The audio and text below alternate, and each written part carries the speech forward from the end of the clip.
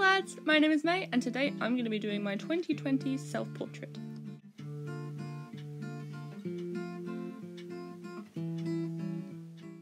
Alrighty, so going into this I didn't really have a plan.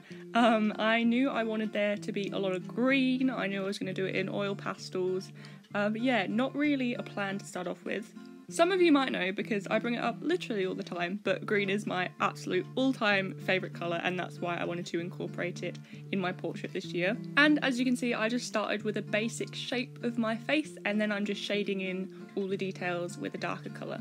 I had a lot of fun doing this, particularly because as I went along I got to build up my own meaning in my head. Green is a colour that makes me feel really grounded and calm. I feel like it really represents me. It's the colour that I think my soul is, if that makes sense. And so that's the reason I chose it as me, as my literal skin tone. That's how I wanted to represent how I feel on the inside this year. And then as I go, you guys will start to see how I've sort of felt on the outside. Here I'm just trying to work out some colours for the hair and I ended up finding this really lovely lilac colour. I didn't choose it for any particular reason, I just quite like the colour and I think it went very well with the green. Here I accidentally drew the hair unevenly, not very happy with that, but I fixed it later on. I don't know if you can tell by how much my portrait currently looks like Shrek, but I am not much of an artist and so I didn't really have much of a technique when applying the oil pastels.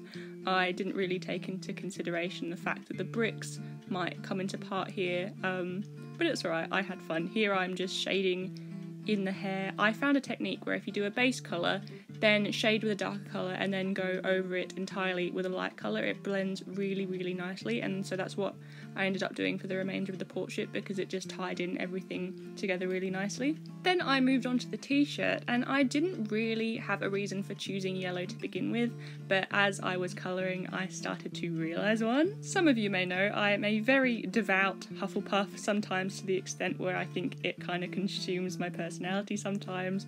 For a lot of my high school experience, I have walked around with a very bright Hufflepuff scarf all around school, and it's kind of been what I've been known for.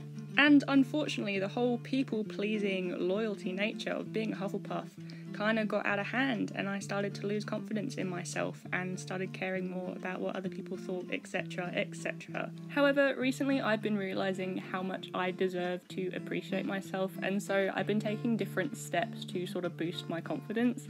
For example, I've just quit my job because I feel like it was such a big part of my life that made me feel so horrible about myself, and so I feel so much more ready to leave that old pushover May behind and start a new path and start being more confident in myself. And of course, because I'm so bloody visual, what better way to represent that than my dark green on the inside representing who I want to be, and the yellow on the outside that I still kind of show but that I'm working to get rid of.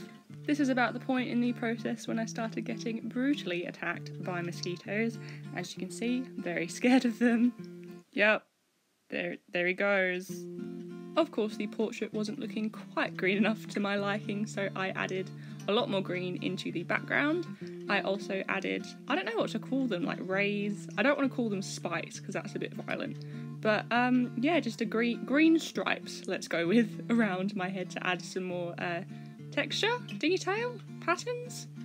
I don't bloody know. And then I filled them in to create more of a contrast.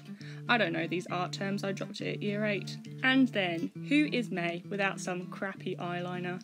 And then I also had to work out how to draw on my glasses, which was a bit nerve-wracking because it could have ruined the whole thing. This was the point I also remembered that my necklace existed, so I drew that one on as well. And then we're all finished. I'm pretty chuffed with it. Like I said, I know I'm not the best artist in the world, but I think I did okay. I'm quite happy with it.